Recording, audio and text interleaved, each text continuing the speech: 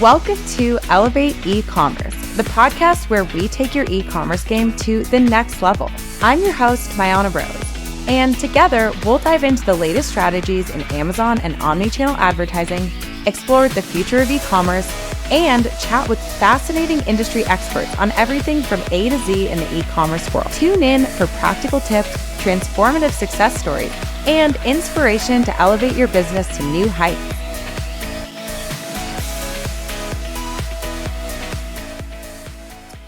Hi, welcome back to the Elevate eCommerce podcast. I'm coming live to you from Hawaii today, so apologize for the wind. I'm so excited to have you on, Corey. Today we have a special guest, Corey D. Brown, founder of Buffa Brand Marketing Agency.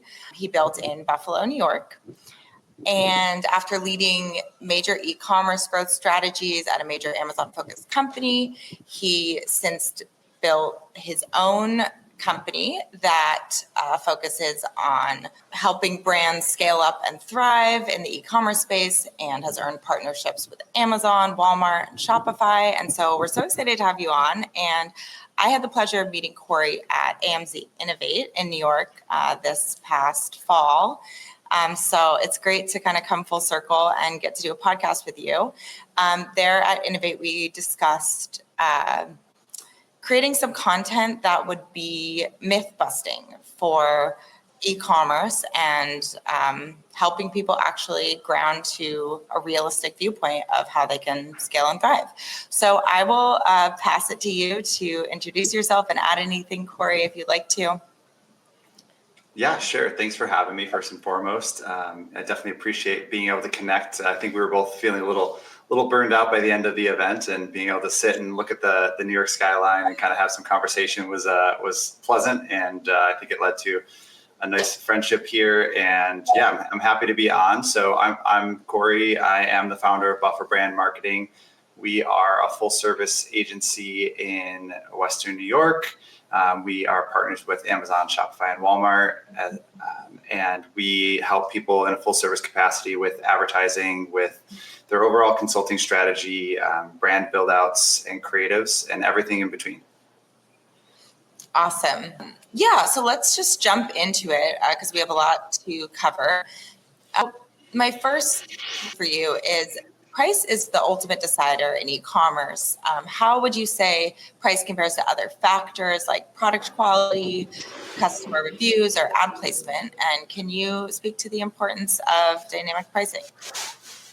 Sure. So pricing as the ultimate decider, I think, is decidedly false. There are plenty of brands that completely sidestep price and look more at product quality, building brand stories that people can connect with emotionally, how they position themselves in the market, whether that's in kind of the social feed and social selling side of things, or just being a higher quality premier brand. There are many different factors that go into that. And of course, we have people that love price, right? Like there's a reason that Temu and Shein and Amazon's Haul, which just got launched here a short bit ago, they exist for a reason, because people love bargains. But in reality, there are plenty of products and plenty of categories where a bargain isn't always a bargain, and we're looking for something that's going to last and be more of a sustainable product. And so you have to have options for that available as well. And then kind of moving into dynamic pricing and moving your pricing around. Being able to dynamically price is also incredibly important. Having the ability to test that, I think, is one of the items that a lot of people don't do in e-commerce. They don't move their price point around to see where they can actually pull the most margin from while creating significant sales. A lot of times, people with private label will set a product price that they find to be adequate, that gives them enough margin that they feel is fair to the customer, and then they will leave it there for a long period of time and never really think of utilizing that as a potential variable for A/B testing. And I would encourage that they do. Yeah, thank you. That's really interesting. And I imagine it's kind of a fear-based decision-making process for a lot of the private label sellers who don't want to play with their pricing because of that profit margin and being scared to lower prices. Being able to move your price in, people they always assume it's kind of moving your price down, right? Like how cheap do I need to make this for someone to be able to want to purchase it more frequently? But that's not always the case. Sometimes there are, tiered pricing that you can dynamically move. And let's say you have a product that you're selling at $24.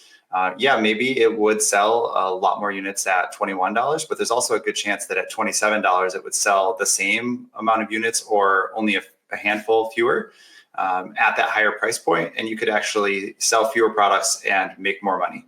So keeping that in mind, that's something to absolutely consider. Great wisdom there on dynamic pricing. Myth number 2, if you build it, they will come. Can you speak to, the idea that people believe that building a store is all you need to start selling online? And what are some overlooked steps in making sure a brand store actually works? Yeah, so a lot of people have this mentality of, if I create this product that I'm interested in, or this brand of products that I think is relevant, just because I build a website or I put it onto Amazon, it will automatically have someone who's interested in it, or many someones who will go and then purchase it. This is a huge, huge myth. And it's one of the questions that I ask early in most consulting calls for people who want to build a brand out. And they're like, well, I'll build out a Shopify and I'll put it onto Amazon and it'll sell. And my next question is, okay, so where are you driving traffic from? And a lot of times it's met with, I don't really know. I hadn't really thought about that. I guess I just thought people would find it, which is decidedly untrue. Two of the biggest things that we want to do here, right? So traffic is always going to be number one. So you build out a brand, you build out a product, you build out a place for that to be purchased. And then if you don't have the ability to send traffic, to send customers, potential customers, leads to that product and to that brand, no one's going to see it. And then furthermore, the next step of that is, okay, so I'm driving thousands of people's eyeballs from various places to my products. Now we need to take a step back, and before they actually get there, we need to curate that customer journey and every touch point of it so that we can know exactly what type of customers we're driving to that content and how that content needs to interact with that potential customer to allow them to see themselves with that product, maybe to evoke some emotions, to overcome their objections, and then hopefully to convert at a level that is adequate to cover other expenses and have this be a successful business. Absolutely. I think all of those points you mentioned are really crucial. And I could see how also, working with someone like you kind of in the initial onboarding process would be helpful, just to kind of start from an optimized place for Eva. Yeah, of course. And one of the pushbacks that I think I hear a lot is, well, I'll just kind of put the products up and we'll see how it goes. And once it's making money, then we'll go and we'll invest in doing great pictures and great branded content. And you kind of have to push back on that as well and say, okay, well, if you were shopping for a product, would you buy something that looked half put together, or would you skip over it and go to someone who's fully put together and has all the content and has reviews? And it's a really easy decision for customers, and you're making it for them before ever giving yourself a chance to actually sell. So I encourage people to really think about curating that journey and then where they're going to drive that traffic. Absolutely. Myth number 3 is fulfillment outsourcing is only for the big players. How would you respond to that? What benefits might fulfillment outsourcing offer smaller businesses? So I would respond to that with 3 letters: FBA, Fulfilled by Amazon. There is a reason that Fulfilled by Amazon is an absolute monster and could be its own standalone business many times over. And of course, you've got Fulfilled by Amazon, all of their internal systems. And then you also have WFS, which is Walmart's version of that. And then furthermore, we have a lot of third-party logistic companies, or 3PLs, as we say in the industry. So you could actually be outsourcing to them, and they could fulfill to all of your channels. So thinking that you're too small for fulfillment, maybe you have that on your way in if you're a very, very small company. However, think through things and go, okay, well, if I am shipping products every day, what am I not doing? Because that's really what the conversation comes down to. Even when you're a small team, utilizing other people who are really great at shipping and logistics is going to free you up to drive the product, to design new products, to do all of the other things that you need to do. And so FBA is kind of the easiest one, I think, to jump into. That one's really fully built out, and you don't even necessarily need to have a relationship with another company. You can just use their self-service. But on the other side, 3PLs are also very accessible these days because omnichannel and small to medium businesses are very, very prevalent. There are lots of options in that 3PL space that may fit what you're doing as well. But with all that said, I have clients that also still years into their journey do mostly fulfilled by merchant and ship themselves because they have very customizable products, or it just fits with the model that they're shipping. And I think working through that with a consultant or an agency ahead of time to kind of figure out what your best positioning is paramount to success. Absolutely. I know Eva has some 3PL partners, and we handle that for some of our clients. But if you kind of start out with the idea that FBA is an option, it just creates this room for scalability that I think that if you are stuck in the weeds dealing with your shipping and logistics and not outsourcing it, it could actually stagnate your growth. So I think that's a really, really solid point. And that kind of leads to the next myth, which is once you're on Amazon, customer service is automatically handled. So can you explain how hands-on customer support still plays a role in success? Yeah, so I don't really know where this myth comes from, but I've heard it across the board where people just think it's kind of set it and forget it, and Amazon will handle everything else for me. I just create the product and I plug it in, and then that's kind of it. I just see the sales come back. So when it comes to the customer service side of things, Amazon will handle certain things, such as if you have really simple returns and that's going back to their warehouses, yes, they will handle those aspects of the business. But where you actually need to step in as a brand manager is working in order management. Okay, so do you have accidental back orders, oversells, mishandled shipments? Are you dealing with the return side of things, or someone who's leaving you a bad review? Are you actually looking at those and editing your product, or responding to that customer and kind of figuring out why they left that bad review and what's actually going on with the product? There's a whole lot of small aspects to customer service that are necessary for you to continue to maintain. And for anyone who's a new seller, I would suggest doing this on a daily basis yourself for the first handful of months to get a feel for exactly what the types of replies are, how your brand needs to be represented, what that voice needs to be, and what the consistent potential issues are. And then you can go ahead and you can take a lot of those and create canned replies and potentially outsource that either to an internal employee or potentially to another party who maybe handles customer service. But I would highly suggest not doing that in the first couple of months of starting, because I think that's another thing that people do. They go, okay, well, if Amazon's not going to do all of it, I'll have so-and-so do all of it. And I think it requires a personal touch at the start. It really requires the passion behind why the brand was started to be able to ensure that your customers are being satisfied by the products that you're putting out there. And I can see it being a really good kind of almost educational experience for a newer brand to have that experience kind of working in the customer service layer of things. Let me give one example on that. So I recently had a client who took this route and handled the customer service herself.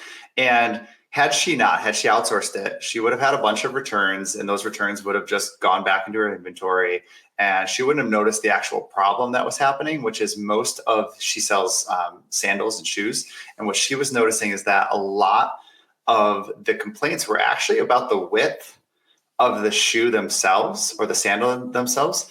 And so what she did is she immediately deprecated her previous product that was a standard size and created a version that's Velcro so that you could adjust that width ever so slightly for different width feet. And she noticed this within the first 30 days and was able to cut her losses and is now launching 2 or 3 new products to replace that old product because a lot of the responses were really good. However, they were stuck on one issue that she may not have caught if she didn't do it herself, but she caught it. She was able to fix it because she saw it herself. And that's why I say, like, having that hand holding the first 90 days is really an important task.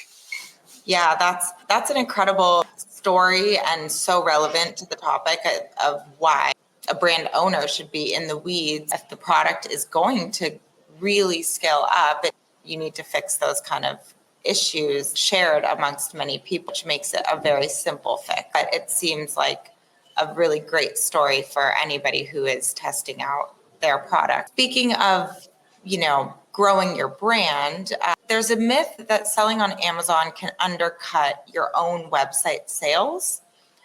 So what are your thoughts, and have you seen examples where the two channels can work synergistically? Yeah, this is definitely a big myth out here. And I feel like a lot of this comes actually, oddly enough, from service providers who don't understand Amazon and the omnichannel world, kind of where I would say that I live these days. And I think a lot of people don't understand it, and therefore they downplay and say, well, if you sell on Amazon, it's going to erode your sales over on your website. And there's a lot of like negative connotation around it. This one is 100% incorrect. So this is one of the ones I feel strongest about in terms of, I have seen dozens of examples. We have launched and executed dozens of examples where we have to build out what we want Amazon to be for the brand. So now for some people, Amazon's everything and their brand is all on Amazon all the time. But for those who have a considerable, direct to consumer or DTC website, like perhaps on Shopify, there will always be a little bit of fear of, well, am I going to cannibalize my sales? And the answer is most of the time, no. Because what we see is we use Amazon we use it to gain market share. So it is an acquisition tool more than anything else. And there's always been the push and pull of, if you don't own your brand off of Amazon, you don't really own a brand.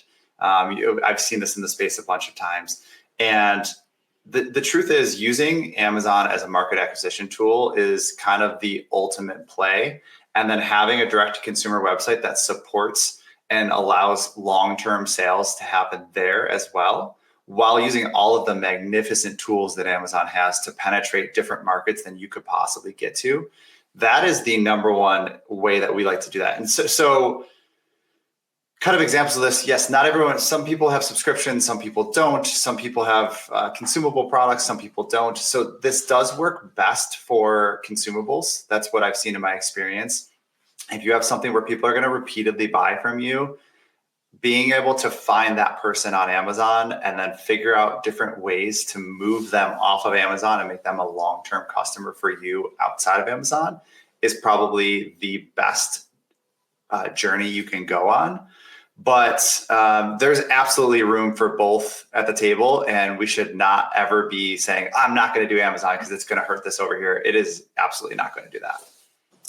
Absolutely. I mean, I think what I've heard mostly is just with the fear around, I think if they kind of can slash the prices on your product on Amazon, it can hurt brick and mortar sales or your own website. So it's just about kind of making sure that you have control over the pricing on Amazon, which I think can take a lot of the fear out of being available on Amazon as hurting your brand. Yeah, so let's further that for a second here, because I think that that's a really valuable call out. If you are someone who runs a large direct-to-consumer website and you utilize distributors and they have the control on Amazon, and you don't actually go to Amazon, create your own account, get brand registry, list your own products, and then let them sell, if you just say, yeah, you're free to sell wherever, distributors, that's where we see the erosion and the issues, because those distributors may not go with the plan that you have. They may not match MAP pricing. They may race to the bottom trying to get more sales for themselves. And then the disparity between your pricing on your website and the pricing may be found on these different channels. And Amazon's just one of many. if they're being resold in many different places, that can have a negative impact on your website and on your brand as a whole. So making sure that you have good control of your distributors, but also having brand control on Amazon, which is something that we focus on strongly, is even if you don't want to be the one selling, you need to have an account, you need to have brand registry, you need to list your own products and take complete control of what is out there, and then take complete control of the distributors and what the pricing is going to be allowed on those websites, and keep control of that at all times, because that will stop that erosion from your website. The other point that I was just thinking of is so often, if I get marketed an item and I'm like, oh, I want this item, but let me see if it's on Amazon because I already have my account set up there. And people want less accounts, they want less subscriptions because, otherwise it's really hard to manage. They want simplification. So if you do put your brand on Amazon, then it does open you up to a whole bracket of consumer just wants something that's already plugged in. Yeah, so I think what you're speaking to is like the consolidation of shopping preferences. So my wife and I own multiple businesses. We have kids. We have a household to run. We don't have time to go to individual websites to order things and deal with. We return 20 things at a time, and we line them all up. And being able to do that, you have to utilize something like Amazon to do that, to have unified carts, unified returns, places that you can designate. Because if you're doing one-off returns and shipping labels and all these different things versus dropping off 10 things with QR codes to Kohl's or a UPS store, like that's what you're talking about. Like it's just not manageable. So in the industry, we always say, as far as like gaining more revenue, you can sell more things, you can sell on more places, or you can sell more places in the world, essentially. So more markets, more places, and more products. So it makes perfect sense to be on Amazon, to be on Walmart, to be where people shop, because just because you have a great product doesn't mean that if I see it on Instagram or if I see it somewhere else that I'm going to purchase it, because if it has friction between me and that purchase, I'm probably only going to order it on Amazon. And if I can't find it there, I'm probably going to order something comparable to it that is on Amazon. Right. Like the quicker the conversion, the better off you are, which is why TikTok Shop, I think, has been so successful. Speaking of tactics of marketing your brand outside of Amazon, another myth is email marketing is outdated. Especially in fast-paced e-commerce world where things are so instant and need to be instant. Given your experience, do you see the email as a valuable channel still, or how do you look at that? Email is still very, very valuable, and it's so easy to just have it kind of be off-putting. It is antiquated in terms of how we do business, how people shop these days. It's kind of become this de facto, like, well, that's how we used to do it in the 90s and the early 2000s. And it definitely hasn't changed a whole lot since then. So I can understand that people want to use SMS, which is text messaging.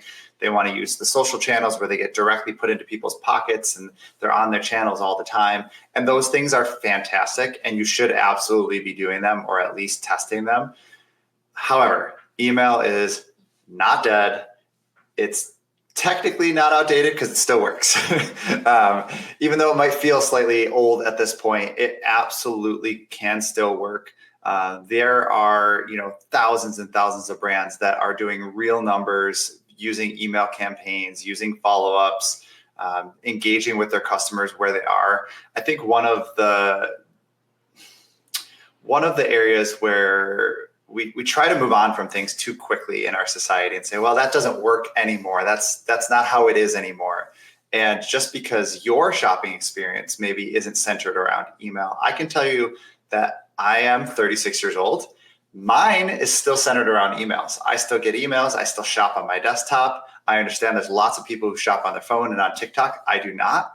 So you're never going to reach me if you're going there. So anecdotally, I can say there are absolutely people, me, and yes, I'm dating myself here, that utilize email to make shopping decisions. And as long as there are many people doing that, it is still worthwhile to at least duplicate and have engagement in that fashion and in that way. Excellent points about leveraging those email contacts that you have. So it's not this worthless what you built. We have a couple more myths to cover. So myth 7 is e-commerce is only viable for inexpensive or fast-moving products. So what's your take on this idea, especially for brands selling higher priced items? Yeah, so false, false, false. And I can tell you that we have, and I'll just use as a quick example, but there's many, many examples of this. We have a brand here in Buffalo that we are currently working with who sells products that are only shipped by common carrier, which is freight, which means someone has to actually make a delivery. Wow. And they are shipped on pallets, and their product is $2,000 plus. Wow. And we launched them not just in e-commerce, but we launched them onto Amazon, which seems crazy until they've dominated that space to the tunes of hundreds of thousands of dollars in additional sales in a market like we were just talking about, meeting people where they are, having that available on Amazon. Yes, there's a bunch of issues with that and dealing with shipping and some of the things that Amazon is very particular about. However, you are into a huge market that you never had access to before. And the ability for someone to shop online for something that is so expensive and so detail oriented is absolutely massive. And it's completely changed how our client views e-commerce and views the ability to gain customers. And so there's many, many examples of that. And it doesn't have to be a $2,000 product. It doesn't have to be something that ships. But even before I came and built my own business, I was working at another business here in Buffalo that's a top 1% seller on Amazon. And almost none of their products would fit into that fast and kind of inexpensive, fast moving. I would say, if anything, maybe 20% of their products fit into that, and 80% fit in more with the huge products, really big price points, and having to figure out all the shipping and logistics. That's just the way that people shop now. So I don't think there's any parameters for products that don't work in e-commerce these days. Yeah, that's awesome. And also, to that point of kind of the Amazon association, I feel like there is kind of an idea that, since we're talking about myths, but that Amazon may offer the best price actually. So if you do see a product listed at that high price point, you're naturally going to think, well, this actually might be the best price I can get for this item. So I could see that actually working to benefit those kind of companies with higher price tags on their products. Yeah. So if you don't mind, I think I'm going to just skip to the 9th myth. I just feel like it speaks to, brands and sellers. This myth is that my customers will understand my product and brand. Why is this such a dangerous narrative? So this kind of goes back to maybe the first couple that we were talking about of curating that customer journey. So a lot of times what we don't understand as brands and as sellers is we're intimately aware of our product. We know it inside and out. We probably know more about it than anyone else in the world. And then there is a little bit of this bias that everyone else will fully understand that very quickly. And so you developed all these products in this brand, and you're developing them and building out their specs, and you're solving this issue, hopefully, for somebody. But nobody else knows that. And so a lot of times people will come and say, well, I've got this thing and I solved this whole issue. And they'll be like, but my Amazon sales are just not happening. And they'll tell me this wonderful story about they were doing this thing one day and they couldn't solve this issue. And then they built this product to solve this issue. And ever since then, every person they give it to that solves that issue for, they're like, wow, but they can't get online sales. And we typically look at all of their online presence. And the next question I ask is, okay, where's that story on this page?